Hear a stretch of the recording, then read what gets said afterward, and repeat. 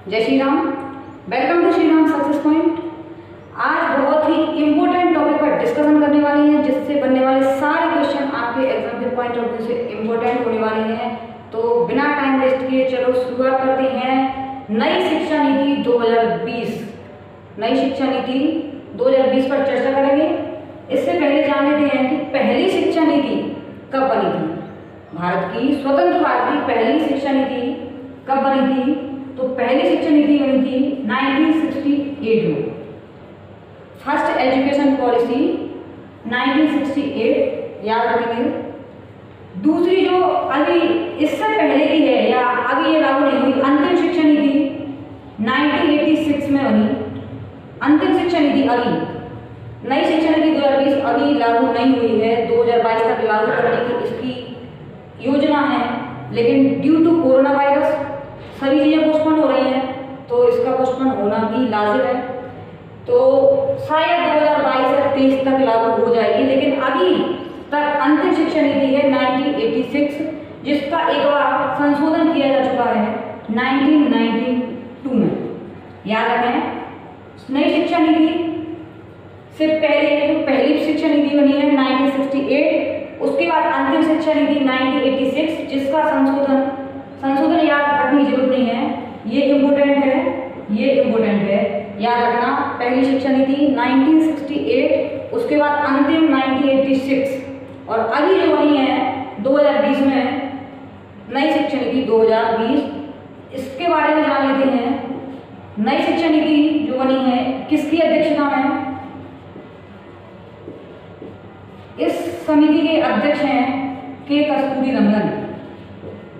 के कस्तूरी रंगन की अध्यक्षता में समिति बनी है, जिसने नई शिक्षा नीति 2020 की सिफारिश की है और बहुत कुछ संशोधनों के साथ इसको पेश किया गया है, जिसके अध्यक्ष हैं के कस्तूरी रंगन। नाम याद रखेंगे बिल्कुल।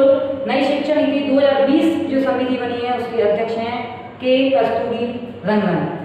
चलिए अब जानते हैं इसमें क्या कुछ बदलाव किया जाएगा महत्वपूर्ण बिंदुओं पर। सबसे पहला बदलाव इसमें किया जाएगा, स्ट्रीम को खत्म कर दिया जाएगा। स्ट्रीम जो चलती थी कि बच्चा का बीच में ड्रॉप हो गया तो वो ड्रॉप हो गया, उसकी पढ़ाई पर लग गया बैन, अब इसको बंद कर दिया गया है। मल्टीपल एंट्री और मल्टीपल एग्जिट लागू किया गया है। इसके स्थान पर क्या? Multiple entry. कभी भी कोई भी बच्चा किसी भी कक्षा में प्रवेश ले सकता है, कभी भी ड्रॉप कर सकता है, एग्जिट कर सकता है। याद रखेंगे, नया बदलाव किया गया है multiple entry and multiple exit. कोई भी बच्चा कभी भी प्रवेश कर सकता है किसी भी स्टैंडर्ड में, किसी भी कक्षा में, और किसी भी कक्षा से बाहर निकल सकता है किसी भी कारण से। तो ये महत्वपूर्ण बदलाव किया गया है। अगला जो मुख्य चेंज किया गया है वो है इसके पैटर्न पर। शिक्षा नीति का पूरा पैटर्न बदल गया है। पहले चलता था 10+2 पैटर्न, 10 और 2 12 वर्ष की पढ़ाई। राज्य सरकार ने ठेका ले रखा था कि 12 वर्ष तक की पढ़ाई स्कूली शिक्षा कंप्लीट कराकर देगी। अब इस पैटर्न को खत्म कर दिया गया है। इसकी जगह नया पैटर्न लाया गया है, जो कि है, याद रखें, 5+3+3+4। 5+3+3+4 ये कितने की? 12 वर्ष की थी। ये टोटल 15 वर्ष की है। 5 और 3 8, 3 11, 4 15 वर्ष की स्कूली शिक्षा होगी अब, और जिसका ठेका अभी भी राज्य सरकार ने ले रखा है। स्टेट गवर्नमेंट अभी भी कराती है। याद रखना, ये मेरे वर्ड हैं, ठेका उत्तरदायित्व राज्य सरकार का होता है। 5+3+3+4 पैटर्न पर नई शिक्षा नीति लागू होगी। अब यही इंपॉर्टेंट है पूरी शिक्षा नीति में, आपको यही जानना है।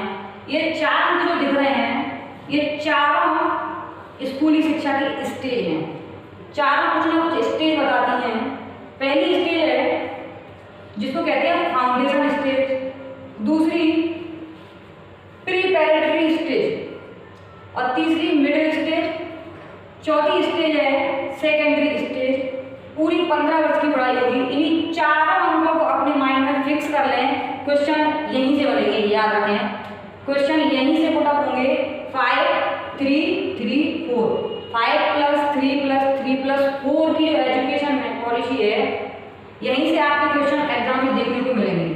चलिए शुरुआत करते हैं। पहला पैटर्न जो है फाउंडेशन स्टेज। नई शिक्षा नीति में फाउंडेशन स्टेज जो रहेगी कितने वर्ष की होगी? फाउंडेशन स्टेज 5 वर्ष की है। ये 5 लिखा है, 5 वर्ष की 5 ईयर की होगी आपकी फाउंडेशन स्टेज, यानी बच्चों की, आने वाले बच्चों की। और इस 5 ईयर की स्टेज को भी डिवाइड किया गया है 3 ईयर और 2 ईयर में।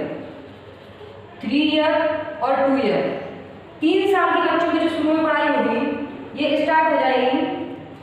इसमें सिर्फ बच्चों को प्ले स्कूल नहीं होती, बच्चों को सिर्फ खिलाया जाता है, उसमें इंटरेस्ट जगाया जाता है कि स्कूल भी कोई ऐसी चीज है जिसमें बच्चों को रुचि हो। अभी तक क्या होता था कि बच्चे स्कूल के नाम से ही भागते थे, डरते थे, रोते थे, क्योंकि उन्हें पसंद क्या है? खेल, जो कि घर में मिलता था, दोस्तों के साथ मिलता था, स्कूल में नहीं मिलता। अब स्कूल में उनको मिलेगी पढ़ाई के साथ साथ शिक्षा।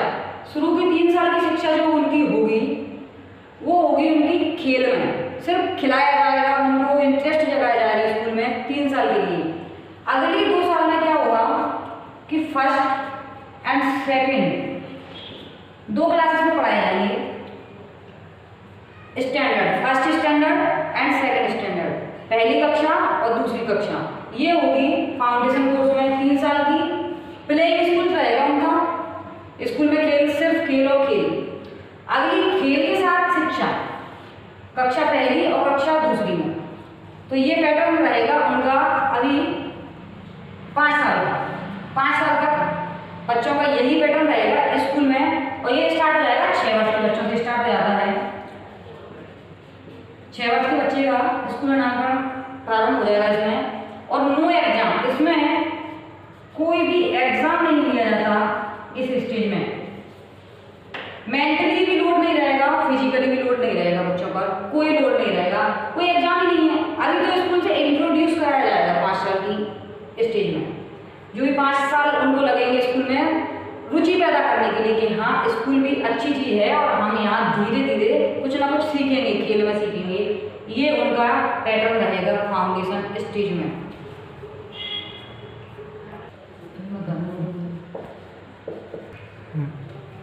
अगली जो स्टेज आएगी उनकी, अब यहाँ देखना, जो 3 साल की उनकी जो पढ़ाई होगी वो कौन सी होगी? अब देखना, इसका नाम है प्रीपैरेटरी स्टेज।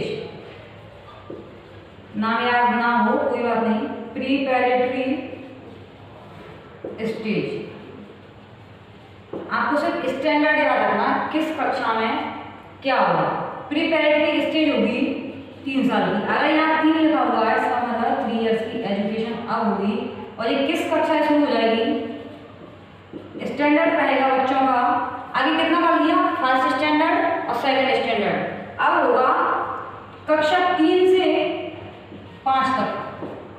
कक्षा 3 से 5 जो बच्चा पढ़ेगा, कक्षा 3, कक्षा 4 और कक्षा 5, थर्ड स्टैंडर्ड, फोर्थ स्टैंडर्ड और फिफ्थ स्टैंडर्ड, उसको कहा जाएगा प्रीपैरेटरी स्टेज, जो कि 3 साल की होगी। इंपॉर्टेंट बात यह है कि इसमें होगा क्या? इसमें बच्चों को एक्टिविटी बेस्ड लर्निंग करानी है। डायरेक्ट उनको बोझ नहीं डालना पड़ेगा कि जाओ ये पढ़ के ले आओ।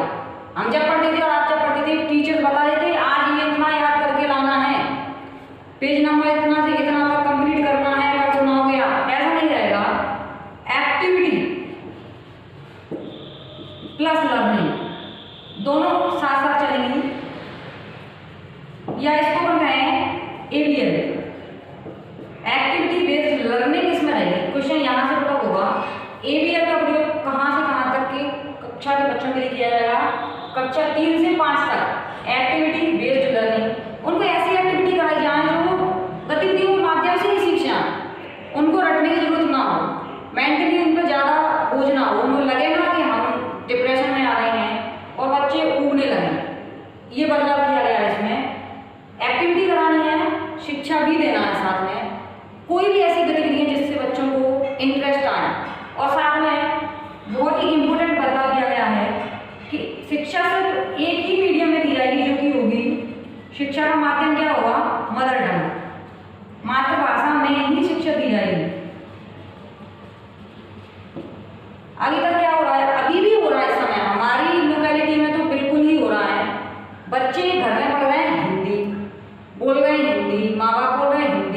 बच्चों को पढ़ाया जा रहा है इंग्लिश मीडियम स्कूल में। डबल डिप्रेशन, स्कूल में जाके इंग्लिश मीडियम में उनको बात करना ही नहीं आ रहा, परेशान बच्चे, टीचर बोल रहे हैं इंग्लिश में, बाकी बच्चे बोल रहे हैं जो जिनका माहौल अच्छा है, और जो हिंदी मीडियम वाले बच्चे हैं जाकर डायरेक्ट स्कूल में इंग्लिश मीडियम पढ़ रहे हैं, तो डिप्रेशन होता है उसके माइंड पर। अब बच्चे को क्या है, मदर टंग उनकी मातृभाषा में शिक्षा देनी है प्रीपैरेटरी स्टेज में। कक्षा 5 तक की शिक्षा सिर्फ मातृभाषा में ही दी जानी चाहिए और किसी भाषा में नहीं, जिसको वो अच्छे से अच्छे एक्सेप्ट कर सके। अगली जो स्टेज है फिर से 3 साल की है, जिसका नाम है मिडिल स्टेज। मिडिल स्टेज हम और आप पढ़ते थे तभी होती थी मिडिल स्टेज। मिडिल स्टेज रहेगी 3 ईयर्स की। मिडिल स्टेज 3 साल की रहेगी। अब अभी तक बच्चा कितने तक पढ़ लिया, कक्षा 3 से 5 तक इसमें पढ़ लिया, अब कौन सी कक्षा से पढ़ेगा, किस स्टैंडर्ड से, कक्षा 6 to 8 इसमें पढ़ेगा। और हम भी इसी में पढ़े, मिडिल स्कूल में तो अपन भी पढ़े थे 6, 7, 8, ये थी अपनी मिडिल स्टेज।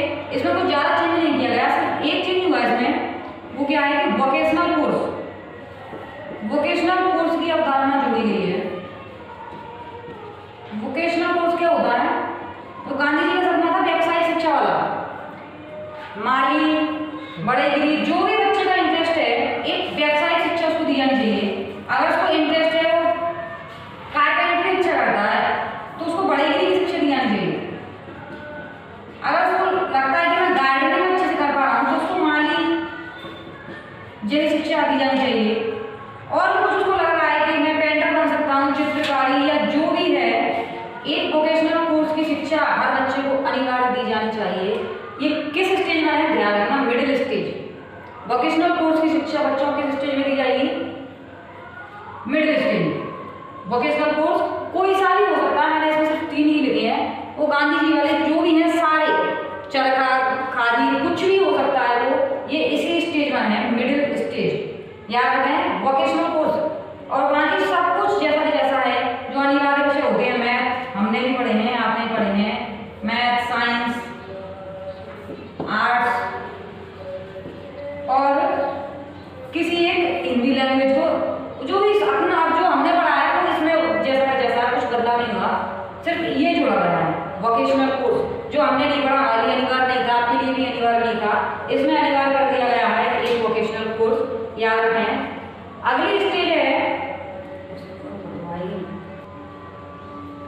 अगली स्टेज है नई शिक्षा नीति की सेकेंडरी स्टेज।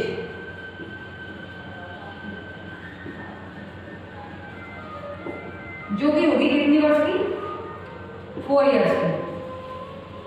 सेकेंडरी स्टेज 4 सालों की होगी। किस कक्षा से प्रारंभ हो जाएगी, ये हो जाएगी कक्षा 9 से 12। 8वीं तक यहाँ पढ़ लिया बच्चा, मिडिल स्कूल, मिडिल स्टेज में पढ़ लिया। अब कक्षा 9 से प्रारंभ होगी उसकी, 9 पढ़ेगा, 10 पढ़ेगा, 11, 12, 9, 10, 11, 12 सेकेंडरी स्टेज में बच्चा पढ़ेगा। और इसमें बहुत ही महत्वपूर्ण बदलाव किया गया है, जो कि है मल्टीपल सब्जेक्ट का। मल्टीपल सब्जेक्ट जो हम और आप 11th क्लास में आके चयन करते थे कि हमको कौन सा सब्जेक्ट लेना है। किसी को साइंस में इंटरेस्ट है, किसी को आर्ट्स में या अदर सब्जेक्ट जैसे एग्रीकल्चर, होम साइंस। अब उसको कक्षा 9 में ही डिसीजन लेना है कि उसका रुझान किस विषय में है, किस विषय में इंटरेस्ट रखता है वो अपना, उसको कक्षा 9 में ही वो सब्जेक्ट ले लेना है। उसके बाद अगर उसका नहीं है रुझान उसमें, उसको लगता है कि मैं अब नहीं पढ़ सकता, तो उसको चेंज कर सकता है कभी भी 10th, 11th, 12th में, लेकिन उसको चेंज करना है कक्षा 9 में। मल्टीपल सब्जेक्ट एक बहुत ही इंपॉर्टेंट बदलाव किया गया है, कक्षा 9 से ही चेंज करना होगा। दूसरा जो बदलाव किया गया है वो है कि एक फॉरेन लैंग्वेज इसमें अनिवार्य रूप से पढ़नी है। फॉरेन लैंग्वेज, विदेशी भाषा, कोई सी भी एक विदेशी भाषा अनिवार्य रूप से पढ़नी है, कोई सी भी। इसमें इंग्लिश पर जोर नहीं दिया गया है, तो कोई सी भी हो सकती है। मैं प्रेफर करूंगी इंग्लिश को ही, because English is an international language. तो एक विदेशी भाषा अनिवार्य रूप से, और मल्टीपल सब्जेक्ट की अवधारणा सेकेंडरी स्टेज में जाकर दी गई है कक्षा 9 से 12 के बीच में। ठीक है, कक्षा 9 से 12 को सेकेंडरी स्टेज नाम दिया गया है, जिसमें मल्टीपल स्टेज और फॉरेन लैंग्वेज का अवधारणा इसमें दी गई है, कंसेप्ट इसमें दिया गया है। अब स्कूल लेवल की शिक्षा पूरी हो गई, यहाँ तक राज्य सरकार का उत्तरदायित्व खत्म हो गया। अब आता है ग्रेजुएशन। शिक्षा नीति में ग्रेजुएशन, पोस्ट ग्रेजुएशन की भी चर्चा की गई है। तो ग्रेजुएशन का सिस्टम इसमें क्या रहने वाला है? ग्रेजुएशन, तो ग्रेजुएशन कौन करता है? राज्य सरकार का उत्तरदायित्व खत्म हो गया है। कभी सुना है आपने कि मैं ग्रेजुएशन हूँ एमपी बोर्ड से, या मैं ग्रेजुएशन हूँ यूपी बोर्ड से, या बिहार बोर्ड से, या दिल्ली बोर्ड से? नहीं, ग्रेजुएशन पोस्ट ग्रेजुएशन कराती है यूनिवर्सिटीज। तो अब कौन कराएंगे? विश्वविद्यालय ग्रेजुएशन। तो अभी तक ग्रेजुएशन कितने की होती थी? 3 साल की होती थी। 3 वर्ष में आपको सीधी डिग्री मिलती थी ग्रेजुएशन में। लेकिन इसमें बहुत बड़ा चेंज किया गया है। इसमें इतना बदलाव किया गया है, 4 वर्षों में विभाजन कर दिया गया है। पहला वर्ष, दूसरा, तीसरा और चौथा।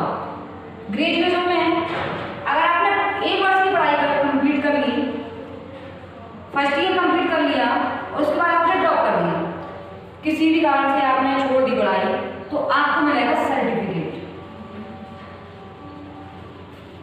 सर्टिफिकेट आपको दिया जाएगा, जिसको कहेंगे ग्रेजुएशन सर्टिफिकेट।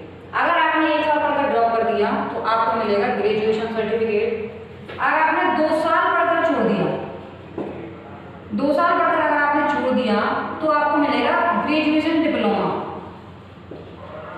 यहाँ ध्यान देना, अगर आपने 2 साल पढ़कर छोड़ दिया तो आपको ग्रेजुएशन डिप्लोमा मिलेगा। आपको वेस्ट नहीं जाएंगे आपके 2 साल। अगर आपने 3 साल पढ़कर छोड़ दिया तो आपको यहाँ ग्रेजुएशन डिग्री मिल जाएगी। और अगर आपने 4 साल पढ़कर छोड़ दिया, कंप्लीट कर लिया अगर आपने 4 साल, तो आपको यहाँ ग्रेजुएशन रिसर्च का एक सर्टिफिकेट मिलेगा, जिसको कहा जाएगा ग्रेजुएशन रिसर्च। ये है 4 साल में बांट दिया गया पूरी ग्रेजुएशन को, जो 4 साल की होगी। लेकिन अगर आप नहीं पढ़ पाए, 1 ही साल पढ़ पाए, तो जॉब के अकॉर्डिंग आपको इसमें भी रखा जाएगा। जिस लेवल की जॉब होगी आप अप्लाई कर सकते हैं, इसमें भी कर सकते हैं। इसमें तो बिल्कुल कर ही सकते हैं, क्योंकि डिग्री मिल गई आपको।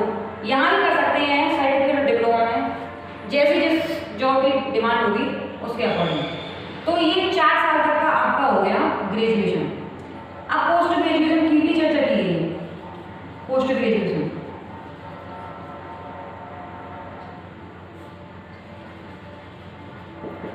पोस्ट ग्रेजुएशन अभी कितने साल का होता है? 2 साल का। लेकिन नई शिक्षा नीति में इसमें भी ऑप्शन दिए गए हैं, 1 साल का और 2 साल का। 1 year post graduation, 2 year post graduation. अब ये 1 और 2 का कंसेप्ट क्या है? ये है कि अगर कोई बच्चा चाहे तो यहाँ से भी पोस्ट ग्रेजुएशन कर सकता है, 34 साल पढ़ने की जरूरत नहीं है। लेकिन अगर इतना पढ़ लिया तो उसको 2 ईयर का पोस्ट ग्रेजुएशन करना होगा। अगर उसने रिसर्च नहीं किया तो फिर उसको 2 साल का पोस्ट ग्रेजुएशन करना होगा। अगर वो रिसर्च कर लेता है, पूरी 4 साल की अपनी ग्रेजुएशन कंप्लीट कर लेता है, तो उसको सिर्फ 1 ही साल का पोस्ट ग्रेजुएशन करना होगा। वरना सभी लोग फायदा हो जाएगा, इसको पढ़ते ही नहीं, यहाँ से पढ़ के 1 साल का पोस्ट ग्रेजुएशन कर लेते। ठीक है, तो पोस्ट ग्रेजुएशन 1 और 2 ईयर में डिवाइड कर दिया है। आप यहाँ से अपने अकॉर्डिंग कर सकते हैं। ठीक है, और एक और महत्वपूर्ण बदलाव क्या किया गया है? ये बहुत बड़ा कंसेप्ट है, ये क्वेश्चन आ चुका है एग्जाम में। इसमें एमफिल, आपने नाम सुना होगा, मास्टर ऑफ फिलॉसफी। एमफिल को खत्म कर दिया गया है। याद रखें, एमफिल को खत्म कर दिया गया है। और नई शिक्षा नीति में शिक्षा पर अपनी जीडीपी का 6% खर्च करने की बात की गई है। कितना? ये बहुत ही ज्यादा इंपोर्टेंट प्रश्न बनेगा यहाँ से। जीडीपी पर कितना परसेंट खर्च किया जाएगा? 6% शिक्षा पर। अभी तक कितना खर्च किया जाता था? 3%। पुरानी शिक्षा नीति जो है अपनी 1986 वाली, उसमें प्रावधान है 3% खर्च करने का। अब सीधा डबल खर्चा किया जाएगा। बहुत ही शानदार एजुकेशन होने वाली है आप बच्चों की। तो याद रखें, जीडीपी का 6% अब खर्च किया जाएगा, सीधा डबल बजट आएगा शिक्षा पर। याद रखें। और अगर आपको वीडियो पसंद आई है तो ज़्यादा से ज़्यादा वीडियो को लाइक करें, शेयर करें और सब्सक्राइब करें। जय श्री राम।